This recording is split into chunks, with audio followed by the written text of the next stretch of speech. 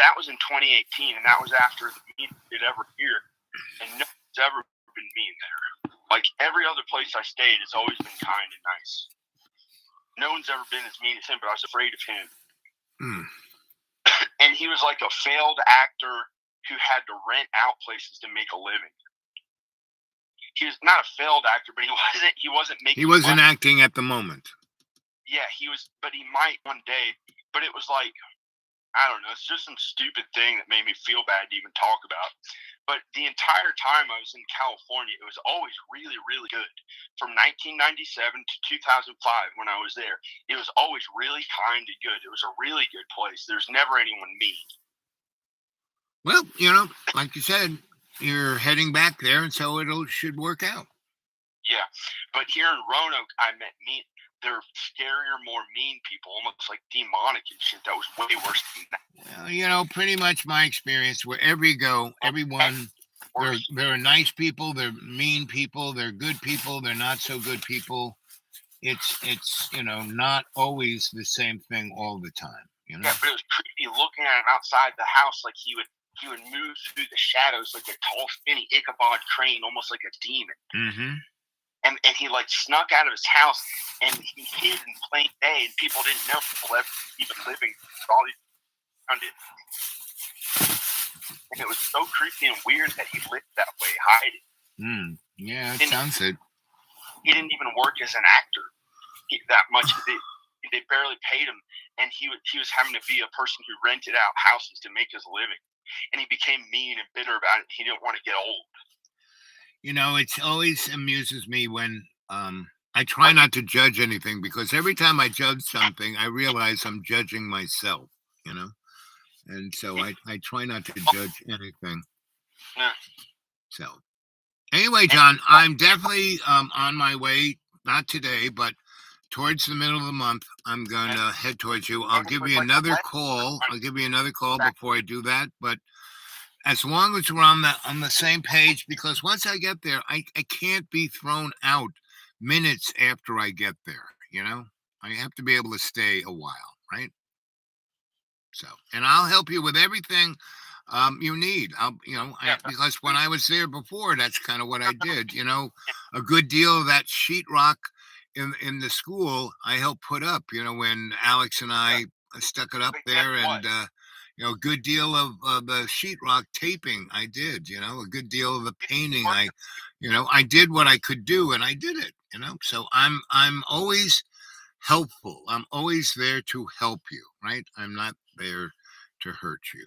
So I've never hurt you, and I ain't gonna start anytime soon, because John, I still see you as my friend, and I still I have faith that you're going to do what you want to do, that you will be able to make, put yourself in a place where you can enjoy your life, where you can be happy.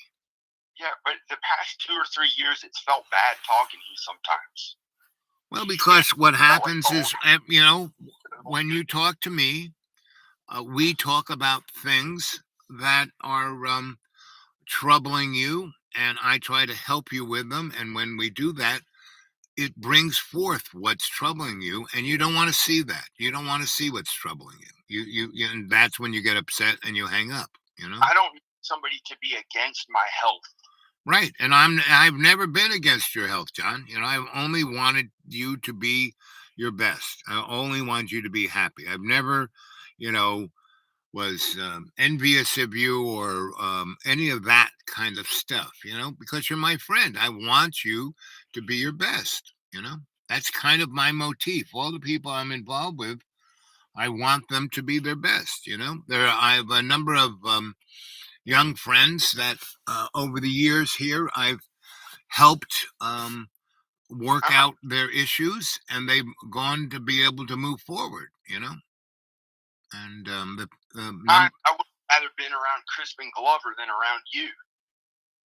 It felt like you wanted to do horrors to my body. No, I never wanted to do horrors to your body. It felt like you wanted to Nope. I mean, there is no logical or physical reason why that would be true. It's just a thought you have in your head, and you can let your thoughts take you into places you shouldn't It go. doesn't feel that good right now on the phone talking to you. It's like you try to do some negative feel good thing to fuck it all up for me. No, It's like that's no, not really, John. That's not what I do. I've never done that before, and I'm not starting anytime soon to do that. Whatever negativity you may feel, John, and this is not you, John. This is everybody. When anybody feels negative, and myself including, um, that negativity is coming from me, not anybody else. Nobody with a magic wand is affecting me. I basically, things can irritate me. My little deep green is, I thought it would never be invaded by the rich, but man, they're coming like cockroaches from Texas, and it's annoying to watch them destroy everything, right? And so, whatever bad feelings I may feel, I say, "Oh, it's that person doing that terrible." No, I realize that it's not really them. Whatever terrible thing they're doing, they're basically doing it to themselves, not to me. And so, I the I have to get the positive nature out of what negative thing they're doing, and I'm realizing that while they're doing that, and it may annoy me, it may make me feel anxious, but in reality, I'm able to step back, breathe deep, pray, and realize that it really doesn't have an effect on me per se. It's affecting them. So, John, I am not doing anything to you. I'm your friend. I always have been, and pretty much I always will. And like I said, I can't come and visit you if by the time I get there you get anxious and throw me out immediately, because I don't have the money. My car isn't good enough. If I come there, I need to be able to stay there a week to a month, whatever.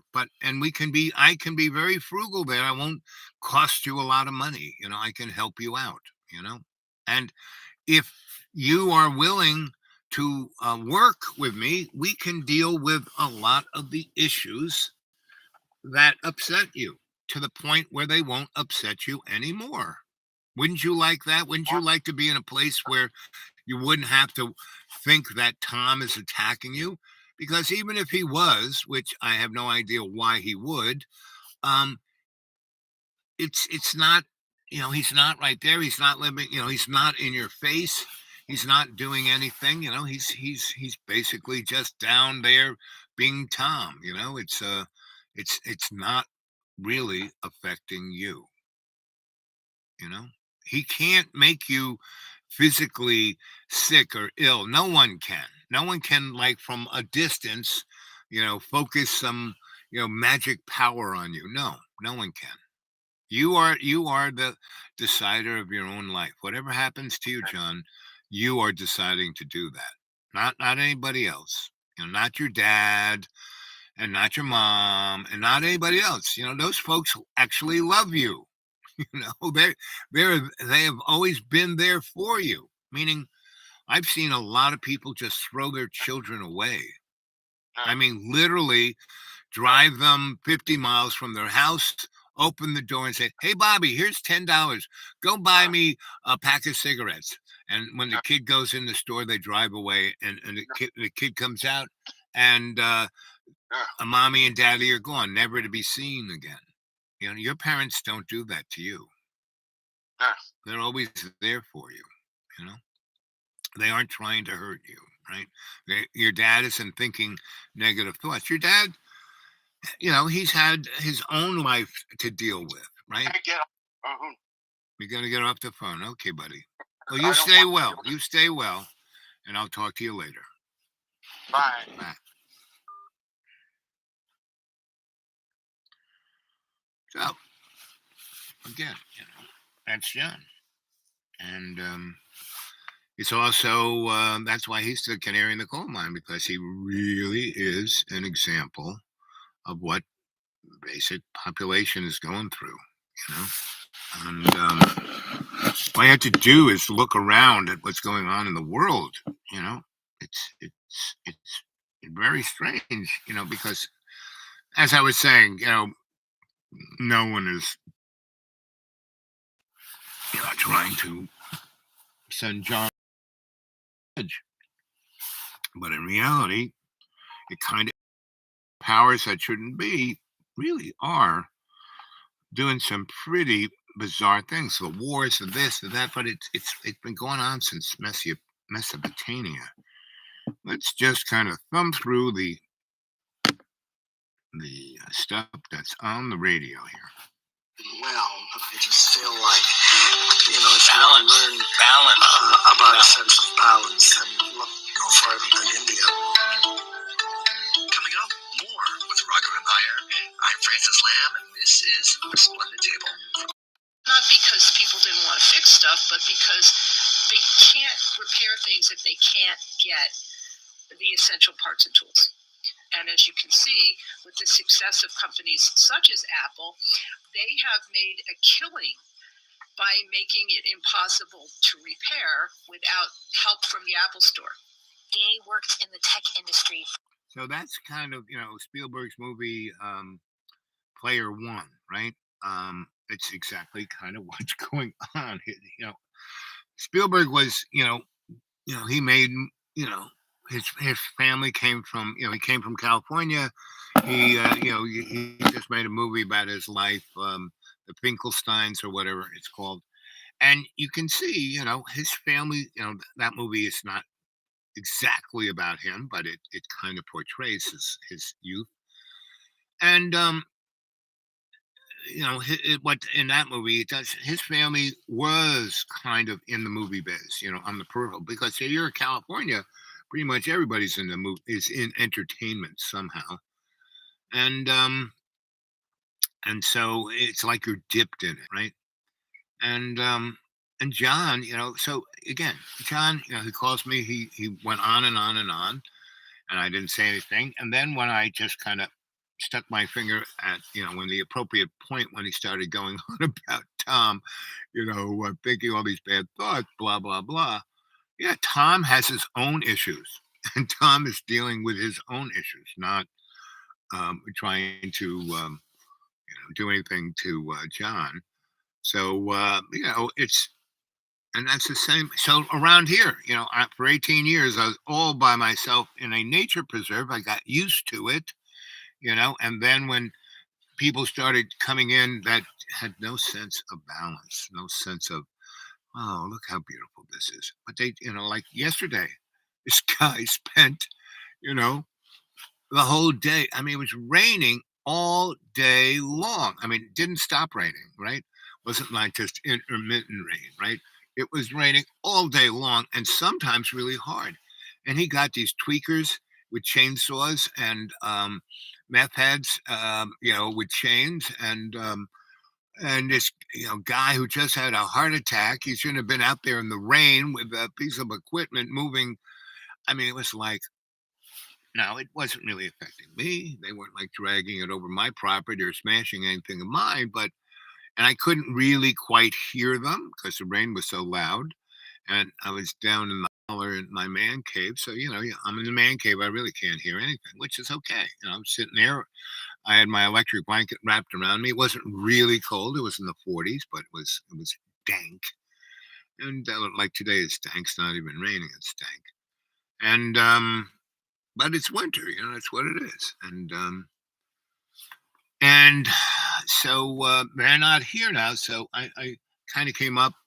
I was going to go out to lunch, but again, I don't have that much cash, and so instead of that, I'm going to recycle the food I do have, right? And I'm good at that, and half the food I get out of the dumpster, and I make these meals, and people, oh, what is amazing, like a restaurant? Yeah, duh. I owned a lot of restaurants. I when you're part of a restaurant, and I didn't, I owned a part of a restaurant. What it is I was really good at building restaurants and lighting them so they'd be like a theater stage. I mean, that was my lighting career. I was a scenic lighting designer, and then I took that into commercial settings, right? And now pretty much, and it's kind of interesting. My wife used to say, you do all this stuff and then everyone copies you and they make all the money. Well, I made plenty of money. I just didn't want to spend my whole life just doing that. You know, I enjoyed doing it. What I liked is that I could cruise into a neighborhood.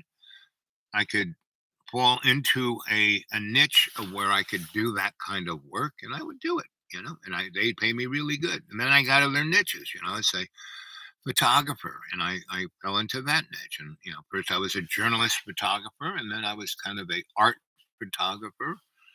And my first wife, my training wife, Donna Ann, that was what she is, and she still is, and she's brilliant at that.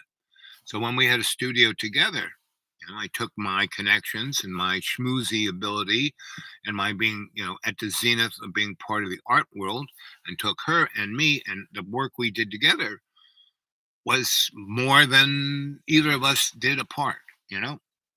My good characteristics of being able to get people to emote, and then I take their picture, and her ability to really do everything. And that's back in the days of chemical photos, not electronic photos.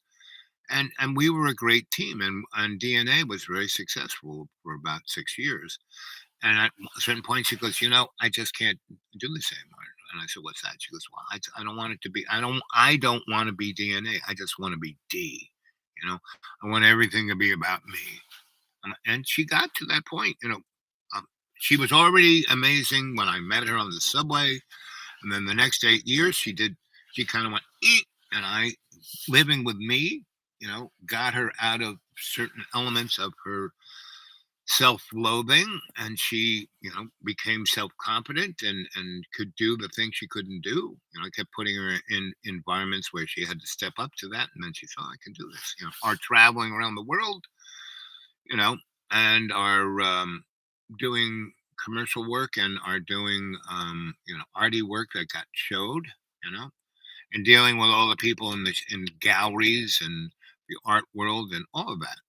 She got very confident, and that was great. And I, that is, if I have an art form, it's to help people out to be their best, because I know this world is just an illusion, and I don't need to become rich and famous, because I already am. I'm rich and famous, living on $400 a month. Right now, I can get a little. This eye is kind of bothering me. This is the one the nun destroyed, and it's been, problematic since I was 10. But do I have any eye drops? Normally, all I have to do is wash my eyeball. Usually have eye drops all over the place, just like I have glasses all over the place.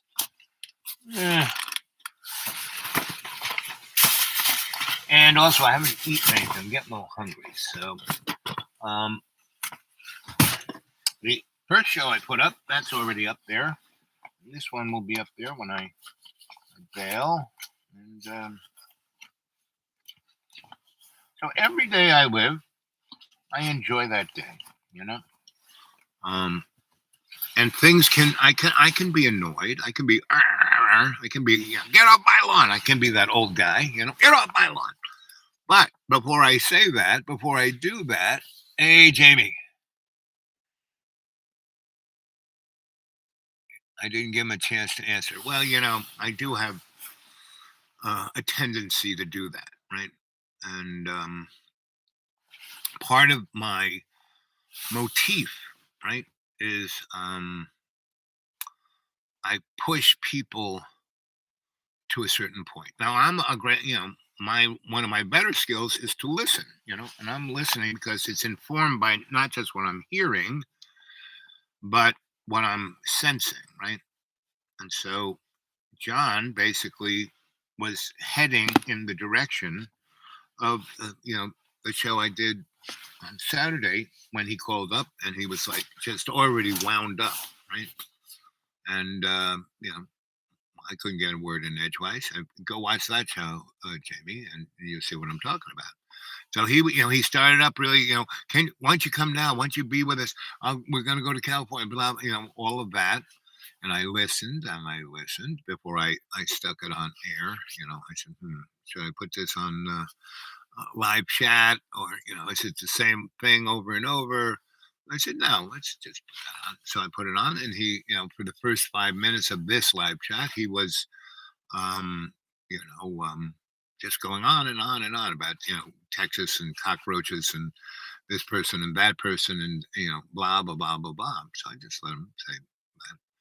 And then when he started talking about, Tom, attacking him, Tom is this guy who's totally, and he's just down there in his little cabin. He never comes out, and see, that's what people don't realize. That whole hill, that's why I call it the hill. That whole hill is this shamanic place. And the Cherokee, who this was their land, still is, um, that was a really high uh, harmonic place. They didn't live there. They lived down in the valley.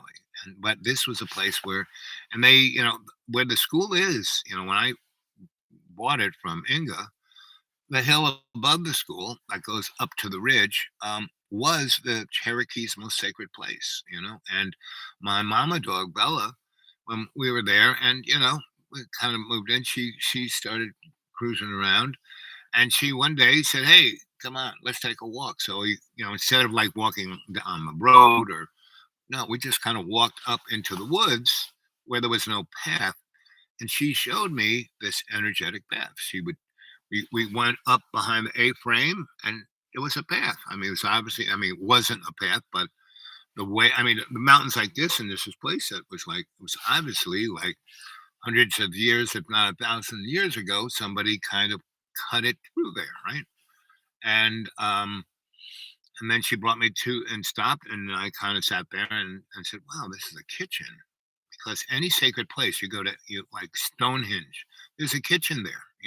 Wherever they did ceremony, there'd be a kitchen, because they'd have to prepare things, whether it was a sacrifice or was a meal or whether it was whatever. And so that's what it was. So there's that. And then there's about 5 other really sacred, there's a temple, there's a altar, and then there's the cave. It's this little cave. It's about that big. But if you sit down inside of it, you go inside, and it takes you. It's just like the cave that that Yoda took him to, right? And so I have all of that in me. And so when someone is going in that place, I cut to the chase. So Jamie, yes, you're right. I didn't give him a chance not to answer, but to go screaming and yelling. Like I said, go watch the other show. There he goes again, or something of that nature. And let's see if I can find it on. Let's see what it was. So Jamie, how are you doing? What are you getting from all of this?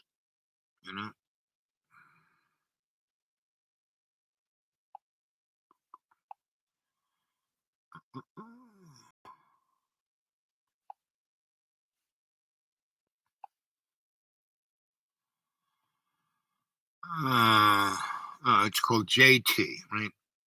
19 views 2 days ago. If I stand up for the things that I believe in, why do they try to all corner somebody like that? They do their big ass racist bullshit. Well, see, John, I don't even care about sounding like New York or whatever. They try to trick you into that shit to kick you out or throw people in jail and shit. I don't like their stupid ass shit. I follow the law better than any of those motherfuckers. So that's kind of where he was heading in that direction. And I just said, "No, John, this is you're trying to hurt me. How can I hurt John from being 200 miles away, right? But he wants me to drive there today and be there so he can throw me out the instant I get there," which is what happened for Thanksgiving. I went all the way up there to have Thanksgiving with him and his family, and I was down there with his family, and he just would blew up my phone. "Come up here! Don't be with them. They're terrible. Blah blah blah. My father's trying to attack me right now." And I said, "No, John, you come down here." So I spent 4 nights and 3 days with John's family, which I knew those people. I've known them for 8 years, as long as I've known John, and it's getting to be 10 years because I met John. I saw John the place in 15. So it's getting close to be 10 years. I guess it's about 8 years. So anyway, I've known his mom, his dad, his sisters, his oldest sister's husband, their kid. I met them, everybody. But I spent 4 nights and 3 days with these guys. So I got to see the parameters of where John came from. His parents are your basic, upper mobile, middle class, Italian and Irish, right? And they were married in the 50s ish or 60s ish. And they went to college. They became school teachers. They taught in New York City.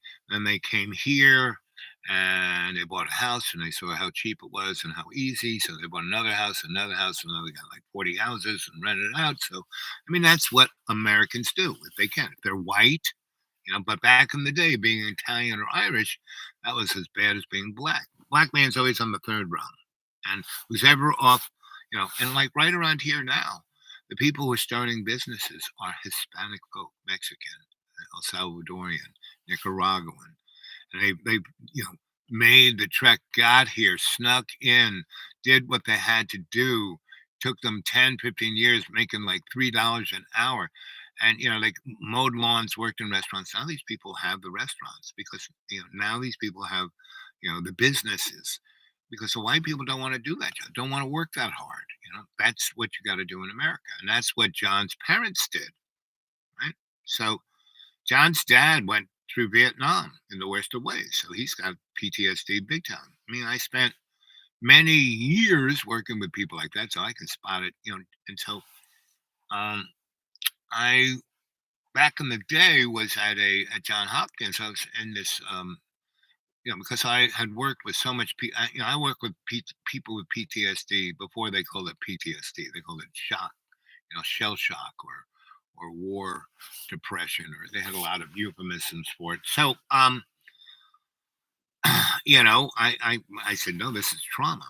And the problem with America is that, or the world, everyone on this planet Earth is suffering from PTSD. So John Hopkins back in the 90s, I was, and I had been working with lots of different people in more esoteric forms.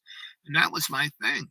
I was the itinerant scholar that had a lot of experience with science, engineering, and esoteria, And so when other people wanted me, and I was very good with working with people, getting people to get everyone to do their best. That was probably my best skill set, right? And as a person who would counsel or negotiate, that's what I did. That's why I was successful, because it wasn't about me. It was about all of us getting to a point of success, right? And but that's not what the corporate culture is. Corporate culture is about profit, and that's by extraction, and not just stuff out of the ground, but out of people. That's what causes the trauma. Anyway, at this John Hopkins little experiment, I basically said, from my experience, I think it's just an opinion, and maybe we should look at this, but I think that trauma is passed genetically from generation to generation. If this generation is traumatized, like the folk, just look at the guys in Israel. They were traumatized from what they went through during World War II, right? And so they get there, and what do? They basically become Nazis, right? And at a point, you have to break that thing. And if it's genetic, so I was postulating that back in the 90s. Well, someone is doing research. I mean, doing blind studies of it. First with rats, and now they are doing it with people, and they're finding that's true, but it doesn't keep going. It only passes through 2 or 3 generations, right? So, John's dad and mom were both semi-traumatized, but not, like, John's father went to war, and he didn't die. He didn't get blown up. He probably saw a lot of his people he knew and other people around dying around him, and that's pretty traumatic.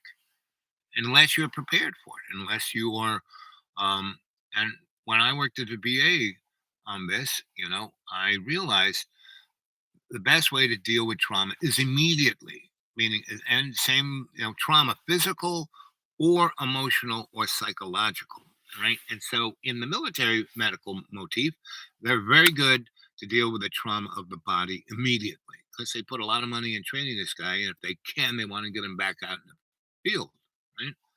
So then they had to deal with the emotions and psychology. So they started to look at that.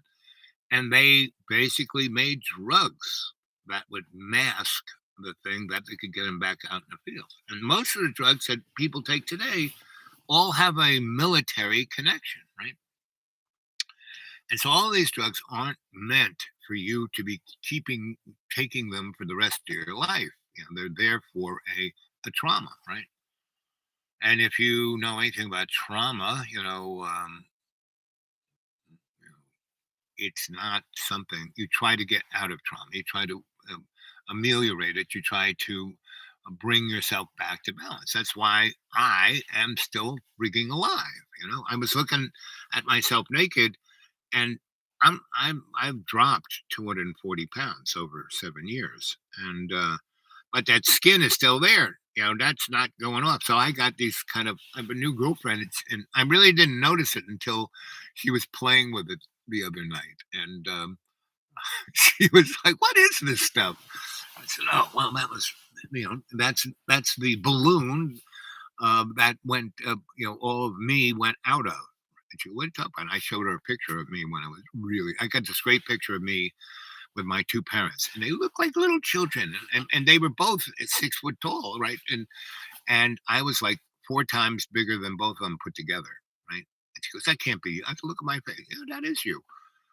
And then she took another look at another picture that was part of them, and she goes, "Wow, when you don't have somebody next to you to, compare, you don't look that fat in this picture, and it's the same day, same clothes, same place, but there's nothing to compare your size with. You actually kind of look like you look now, but it's obvious when I look at this picture of you and your parents that you were 5 times bigger then than you are now." And that's what all these, I have like little flippers of skin, but they've all kind of rolled up into each other. So when I put a shirt on, you can't really see it. But when I'm totally naked, especially if I'm lying down, she was like playing with it. She's just like flipping through pages of a book, right? So, um, and that doesn't bother. I mean, it's like a sign of, look, see, I lost 240 pounds.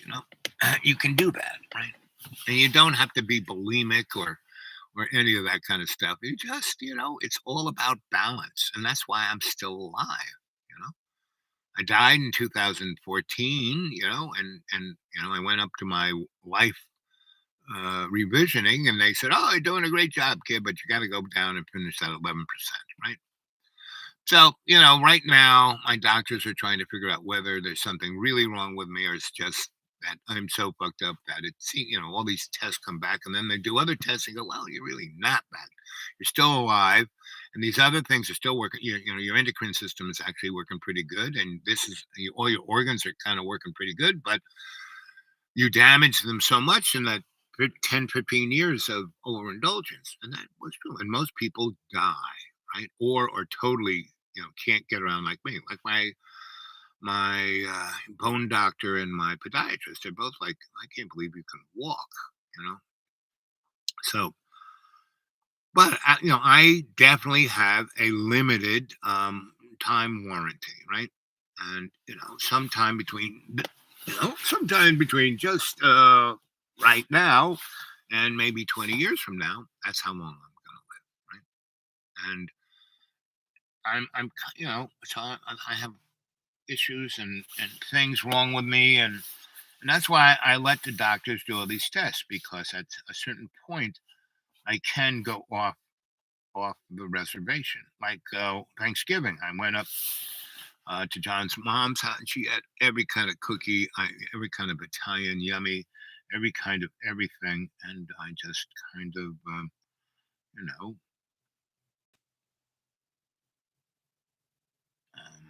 and she put them on plates everywhere. And myself, my I said, I'll just have one. Well, I just didn't have one. I was there for 4 nights and 3 days. I ate a lot of those cookies, which really, shot my whole endocrine system sideways. And then I ate a whole bunch of other stuff that shot it another way. So it's taken me almost a month to kind of get it back.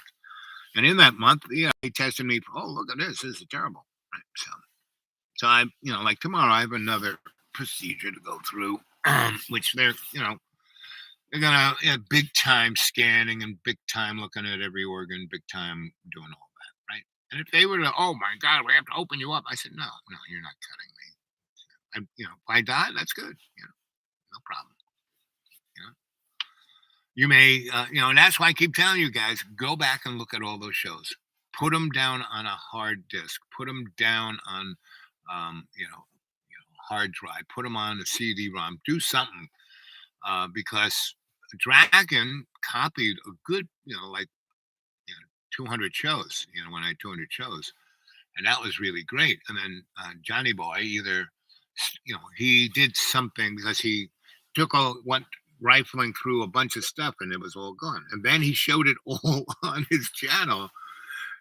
Pictures of my grandparents and great grandparents getting married in the Civil War and such, and World War One, and all kinds of stuff, and and other things, and pictures of my first marriage, and when I asked him about it, I don't know, So, but that was dealing with John.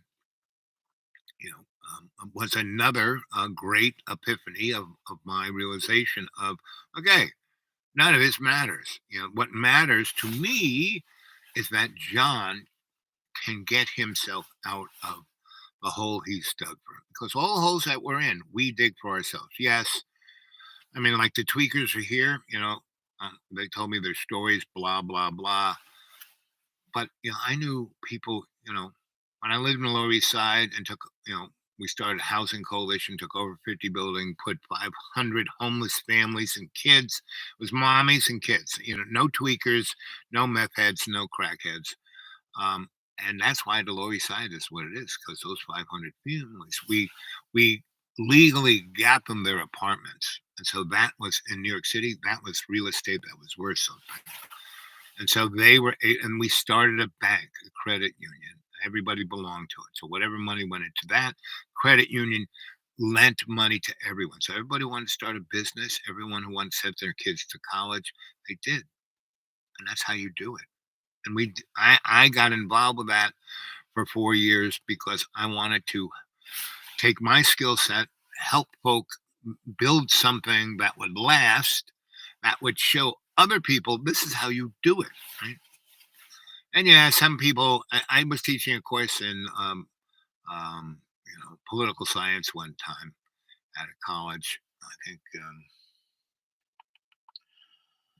think it was when I was in D.C. So I was at College Park, University of Maryland there, and so we had textbooks, blah blah blah blah blah, and I didn't, I was just there to use their stuff. I wasn't there working for somebody else, so I just kind of stumbled into this gig from another gig I was having at, I was working at a Library of Congress, right? And so I was doing research there, and I met this other person doing research, and then he was, head of this department, and he goes, I've been looking for a guy to teach this course, and you be it.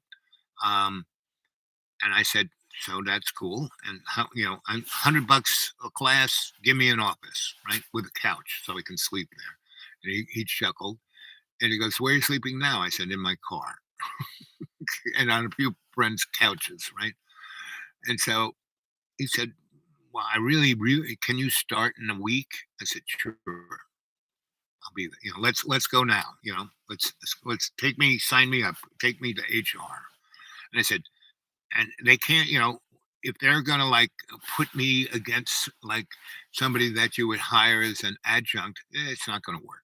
You just say, he's working here starting this week, take his social and whatever you need to cut him a check every week. Right. So he did. He had enough juice to do that. And that's how that's the kind of people I interact with, right?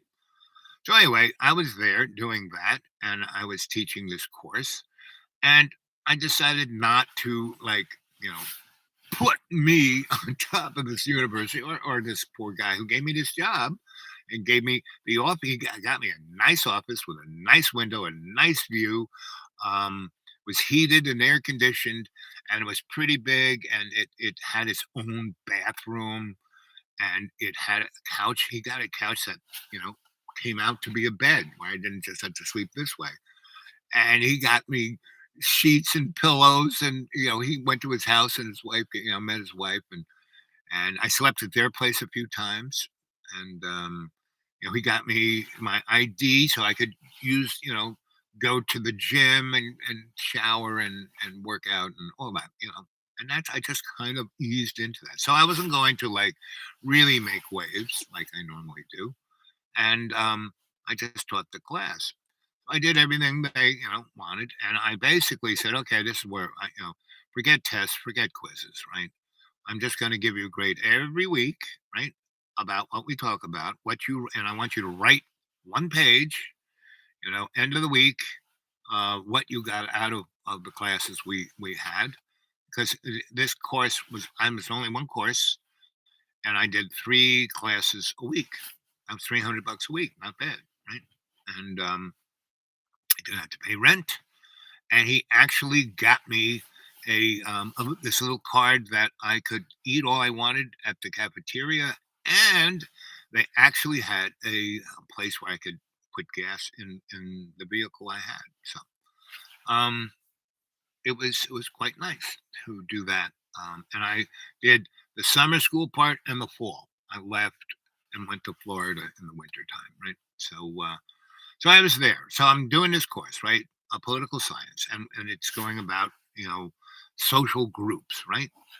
And I had about 8 different videos that I had to play for these kids, and I'm supposed to test them on it, blah blah blah.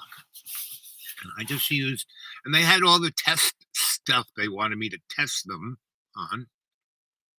All I did was kind of, okay, we're going to talk about that video we just saw. I'm just going to ask you a bunch of questions, and I want you guys to write down the question and then write something about it, right? And we'll go from there, right? So at every and then I want you to write that, go home and write it in your notebook and expand on it, right? And then for that Friday class, I want you to have bullet points and your perspective and what you got out of it. One page, not 20 pages, one page, right? Be succinct, be clear, be real, right? And then you're going to read it out loud to the class. Friday class, that's the whole class. That's what we're going to do, right? So one page, right? And we'll spend 3 minutes on discussing it and go on to the next one, right? Really like round robin, right? So we did that. So one of the movies I showed was a movie made by this kid at NYU who lived in one of our buildings, and he made a movie about everything we did. And so I didn't even look at it. I just popped it in there and hit play. It said housing in New York. That's all it said. So, and there it was. There I was. There's me. Not half, but a good 20% of that movie was me. Just because I was one of the, I was a technical adjutant, meaning everything about building, fixing, making it safe. And I was also the emotional negotiator, right? The rest was whatever political Yahoo stuff, because I went and got these guys really good lawyers who were really politically connected. So we won every legal thing. And that's why that thing worked out, right? We just kept, every time the city attacked us, we had a strategy to deal with it, to just make them go, ugh. So after a year and a half, they said, okay, listen, we have a city organization that was started during the Depression that does its mission statement is exactly yours, because I copied their mission statement. And you're doing it. We've had this thing for 40 years. We've done one building. You guys have been doing this and with us attacking you, you've done 50 buildings and you've got them, up to code, and these people are in there. And that's the secret to homeless people. The tweakers here, Colonel Sanders has got these 2 tweakers that he brought from Florida. I mean, first he came up here, and then once he started, making his glamping world in meth world, he got these guys because he didn't want to do the work. So he doesn't even pay them. They're slaves. They're literally slaves. He got them up here on a bus, and then he stuck them in pop-ups on his encampment. And when he got, he left here for Christmas, a week before Christmas, and a week after New Year's he came back. So about almost a month, good 20 days. And he kicked them out of his encampment, locked it all up so they couldn't get in there, couldn't get into his house or the pop-ups or anything. And he said, just camp in the woods. And when it started to get cold, they were out there. They'd have a tent, they'd have a tarp, they'd have a, sleeping bag. And, I got a ton of that shit from the good old Rainbow days. And because I used to do cleanup. That was pretty amazing, the stuff that people would leave around. Rich people would fly in, spend $1,000 on camping gear, come do the rainbow gathering for 2 weeks, and just leave the shit there, right? So, we would gather it all up, and everyone who, whoever was still there in cleanup and, did a good job, everyone, got whatever they needed. They needed a tent or this or that, right? Everyone got whatever they needed. And it was a cleanup. There was tons of food, tons of everything. Whereas seed camp, setting it up, we basically had to eat bark. So anyway, I'm doing this class in Maryland, University of Maryland, and I pop in the video, and there I am, right? And everyone's, look, it's Al, and it's like, maybe 5 years later. And so, yep, that's me. And the secret to homeless, you want to get rid of homeless people, you get them a home, not give it to them. Put them in an environment. That's exactly what we did. We took folk who, had apartments, and because of the economy, they were out on the street, right? And so between the oil embargo and New York City going bankrupt for 20 years and having no services whatsoever,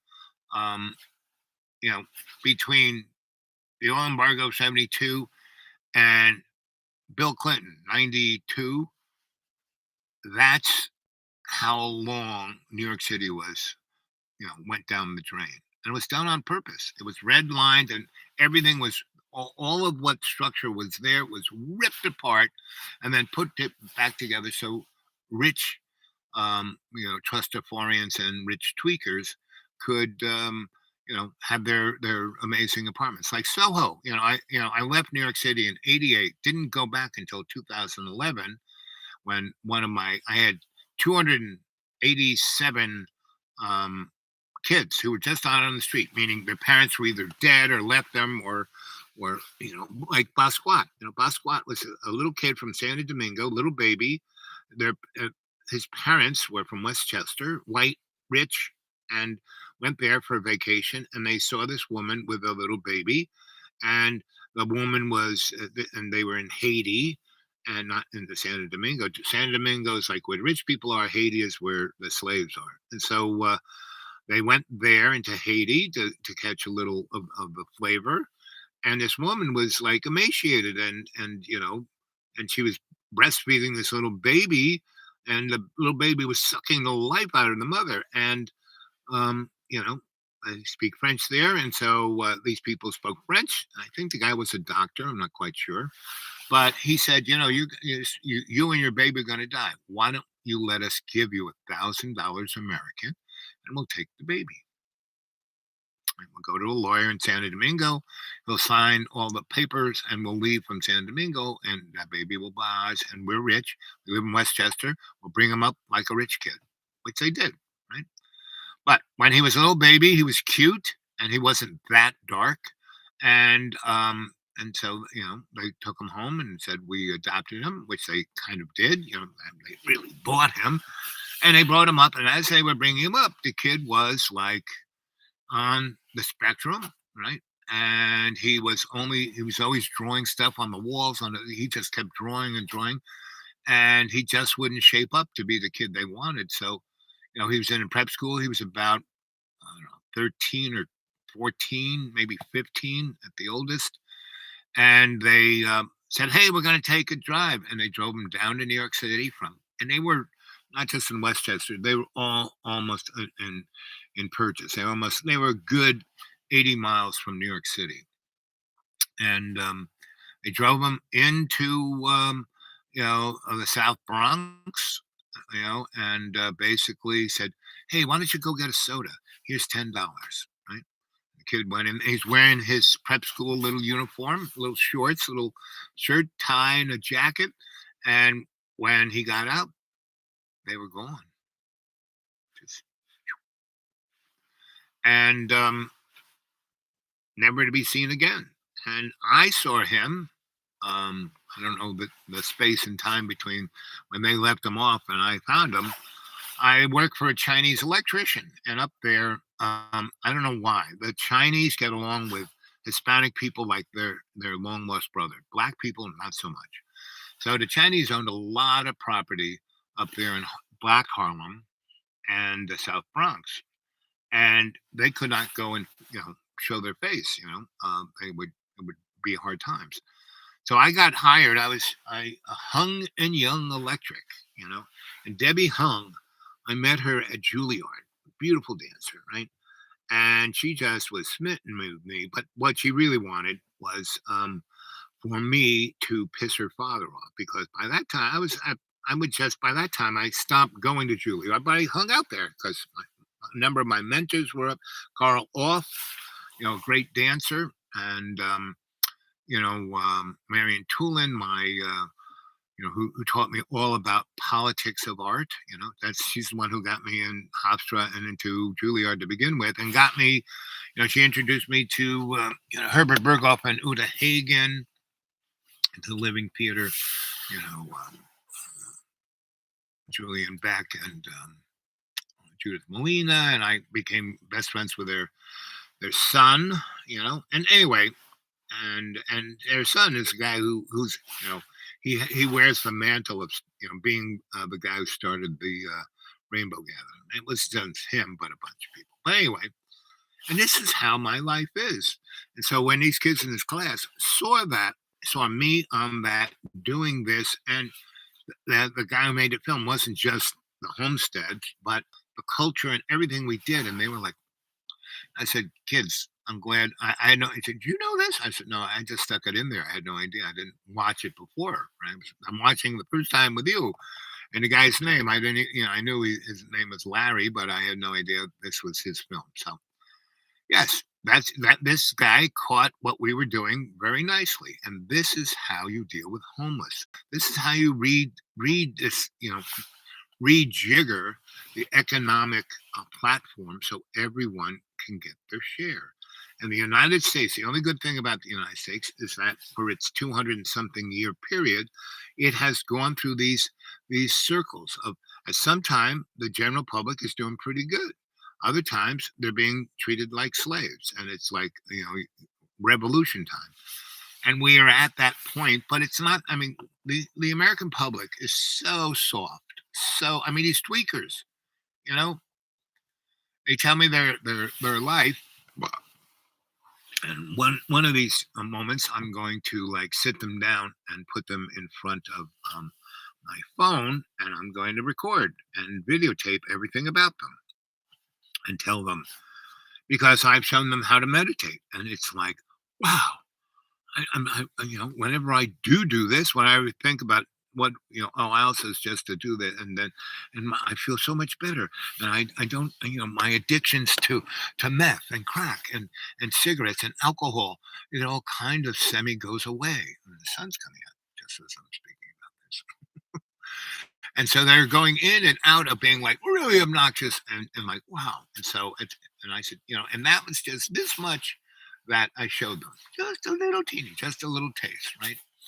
And I said, so let's do some more, so you can get better, so you can actually be the decider and find what you're going to do with your life. and they all kind of, yeah, I want to do that. I want it, but they don't. They go, let's do it. Oh, at some point, so one of those guys said to me, I'm really ready. I'm ready now. You said that you only work with people when they're ready. I'm ready. So that's when I'm gonna. I said, so you ready? We're gonna put this so you'll be able to see it, and that's another reason. I mean, I do that with people. Um, John taught me how to do it. He just he videotaped everything I did without ever asking permission, and then he put it on his YouTube, and he made thousands of dollars out of it. All of his videos that are really well watched are me, right? And I don't care. I wasn't even thinking about it. I had no idea about it. I did about, I don't know, 20 of videos with him before I said, I should do this myself, right?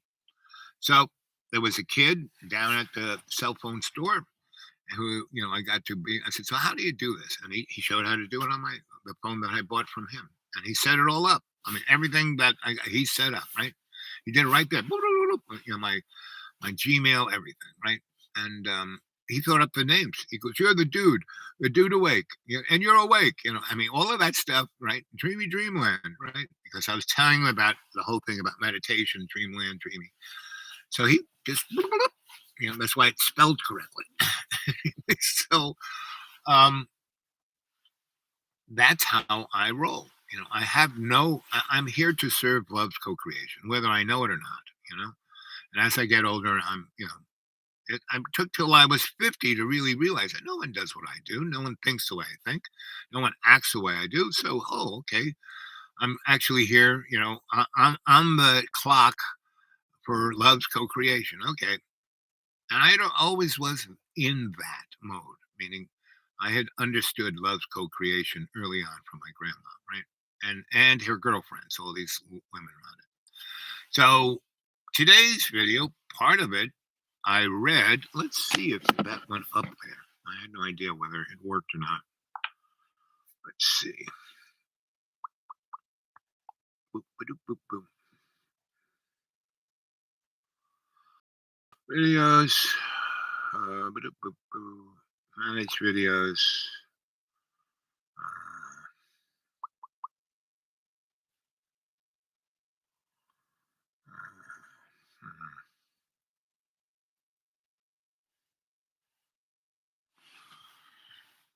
What happened to that? Your videos. Manage videos. 2 days ago. What happened to the ones that were just here? See, that's recent uploads. Come on. Manage. I can't tell. Old Irish Crown. 3 days ago, 2 days ago, 2 days ago, 2 days ago, 2 days ago. I found it and I now can't. Let's see. Live.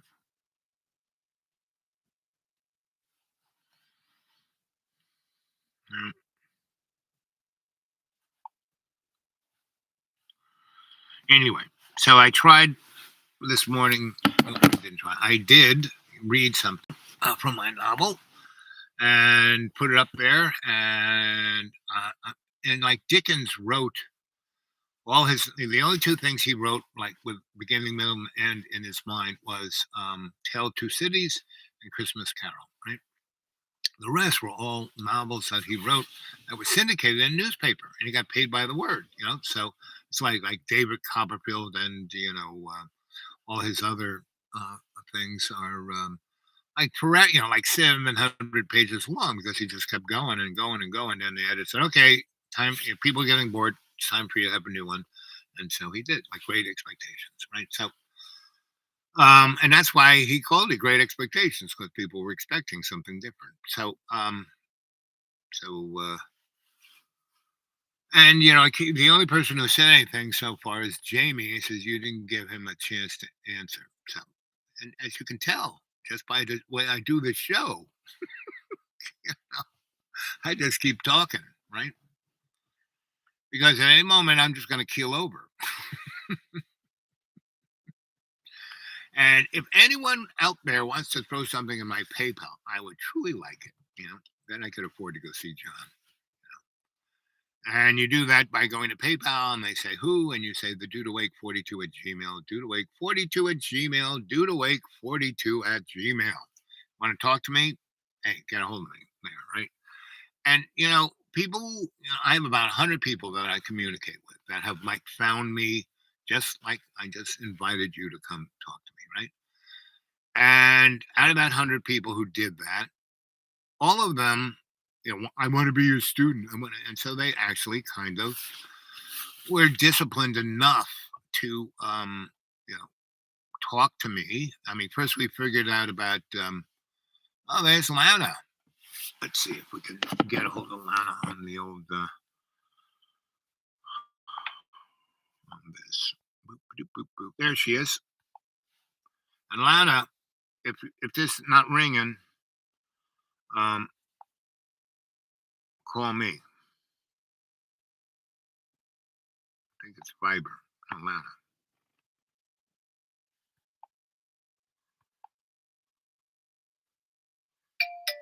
Oh, there she is. Is that you? Of course it's me. How are you doing? Okay, honey bun. Oh, that's good. It's here. Yep. Beautiful. Yep. So how's life? Life is always good. Yeah, that's why you're always positive. Yeah. That's why you get the positive back. Yeah. The yesterday was surreal. So Right. well, I live in this defunct gated community, right? Out here in the middle of nowhere, right?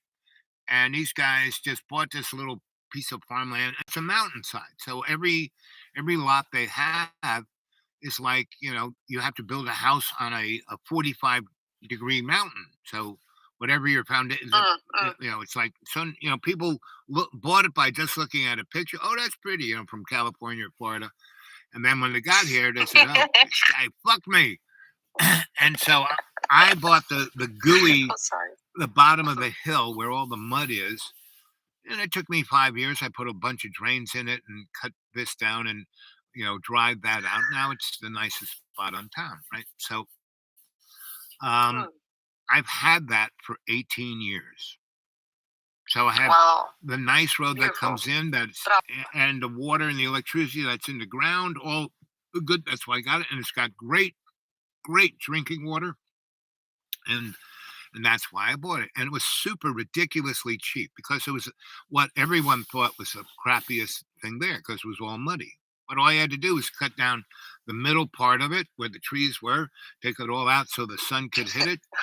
You know what a French drain is, or skilling, where you dig a hole, you put a pipe and put stone on it, so whenever the water hits it, it takes it away, right? That's what I did. And so, we had a ton of, we had like maybe 3 or 4 inches of rain yesterday, right? Rained all day from like around 4 in the morning until 4 in the, it stopped raining last night around midnight. So it rained all day, but and constant rain, and sometimes very hard, right? And so the moron who I call him Colonel Sanders, right? And number one. Yes, right. That's Colonel Sanders, and he's from Florida, and he got out of there because he did something inappropriate. His parents are somewhat, I don't know any of this for sure, but just as me meeting them, and they have all of this money. So, and all of the real estate around here has been, I've been in these mountains because they're really beautiful. Since 1968, right? And when I got here in 68, there was nobody here. And not just here, but in the, from, Charlotte up to Johnson City, like space, giant, 3 states, the Blue Ridge Mountain. Holy shit. Right? There was nobody here, right? And I used to camp here. I used to do a lot of stuff. Asheville was like the Paris of the South in the 20s. Then it went bankrupt. There was nobody there. So anyway, in 68, I was a newspaper photographer, and I kind of bounced around here. And then 69, I hung out at Duke and would come up here a lot. And then between then and when I came back here in 91, I would come and visit a lot. Anyway, long story short, around oh 19 oh 1988, the mob came up here and bought everything for about $20 million, like 200 square miles, like 20 little towns, and then turned them into, tourist pieces of crap, right? And just bulldoze shit down and didn't think about anything, culture, history, environment. Fuck it. We're just respect. No respect whatsoever, because they were the $40 million that they dumped in here in over 20 years was basically ill-gotten gain, like illegal money. They were laundering their money, right? So they bought all this real estate and all these places. There were no inspectors. There was no organization. There was no nothing. They just gave people cash and they got the deed and they took the property. And so they did shit like, there's this great mountain range, and they built 30-story concrete buildings on top of them. Oh no! And so the rich, so each one of those buildings has about 120 condos in it, and they're on top of a mountain, and they have a view like you can't believe, right? Yeah, well. But it's right in the weather, so it's like living in a hurricane 24/7, 365. So it's always whistling. The building's somewhat shaking. They go out on their nice little veranda. They get blown off. Like 20 people over the last 15 years have been literally blown off their veranda, right? Yeah. And so Karma's a bitch. I know. It's like and that's what's hilarious. So people have in the last, since 2020. All of the people who bought this shit in the when this place was built in 1980, whatever, and bought it but no one built anything because they came here and said, fuck this, and left. And so they all sold this shit to other people who are now coming, and they realize what it is, but they saw what the mobsters did with the same kind of mountains, and so we'll do the same thing. So first was the Floridian, and then there were 2 other houses that were built. There's 4 houses that were built here, but no one ever lives in them, and they all got sold, and all the other lots have been sold. So this summer there's going to be a ton of people who've come from other gated communities, like in Florida and California, that have all kinds of rules, and they're going to go nuts because no one follows any rules.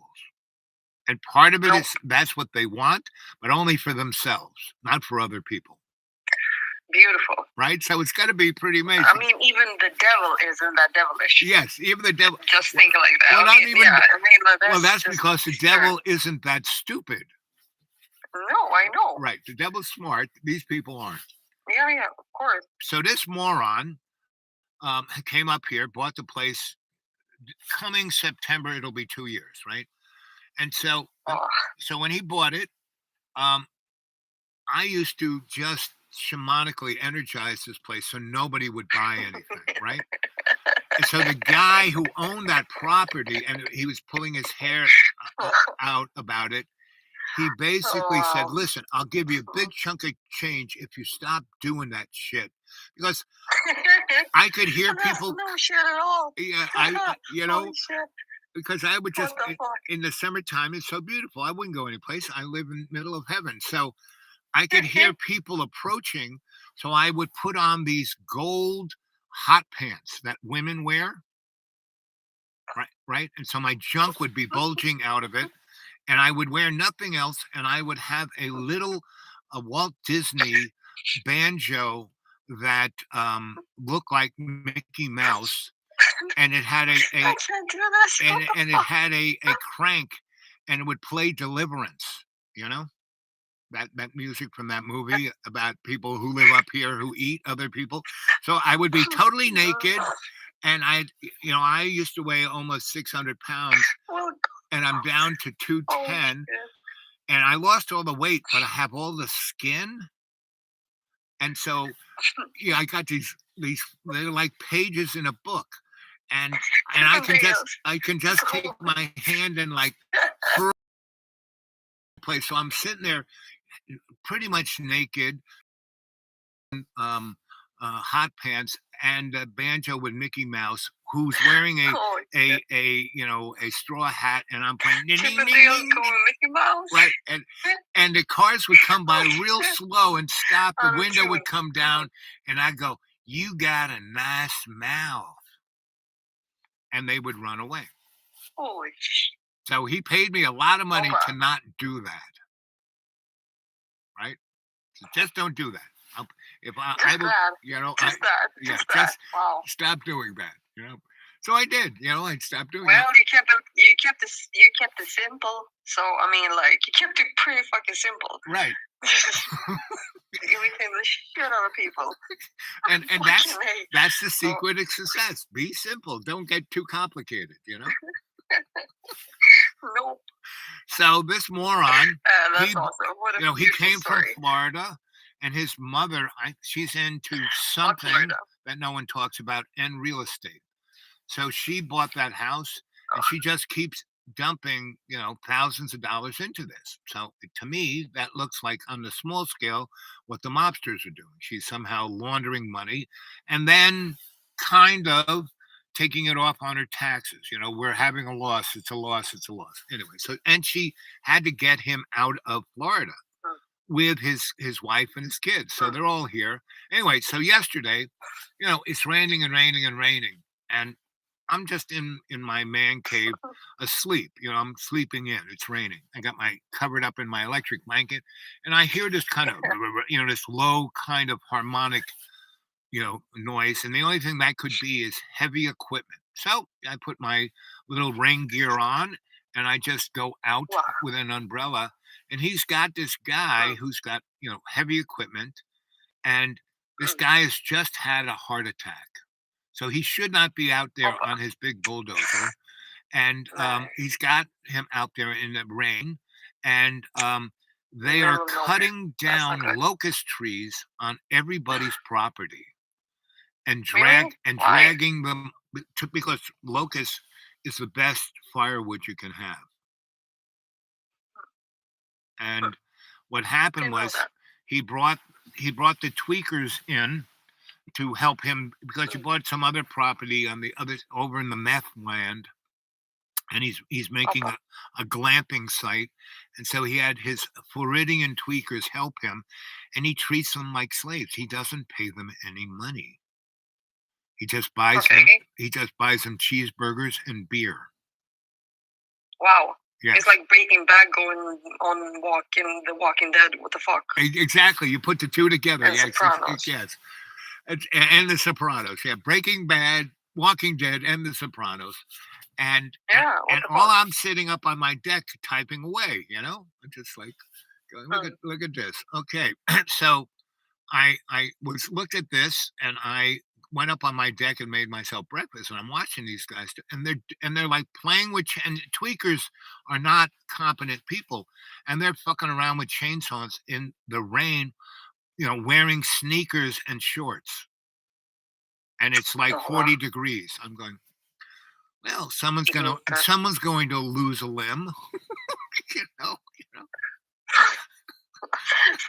You're just like, I just watching it, and I could have been like that old guy. Get off my lawn! Get off my! But they weren't fucking with my property. Just so challenging, right? And I spent a good portion of last year fixing my road after they destroyed it, and he had to do shit to the road that.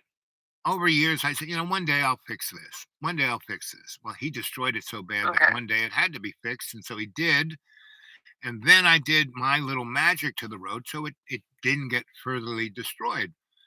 And so I went out and looked after they dragged, gigantic trees over it. And so the people who are going to come up here in the spring, they're not going to be happy because they're going to find, a number of trees out of each of these lots.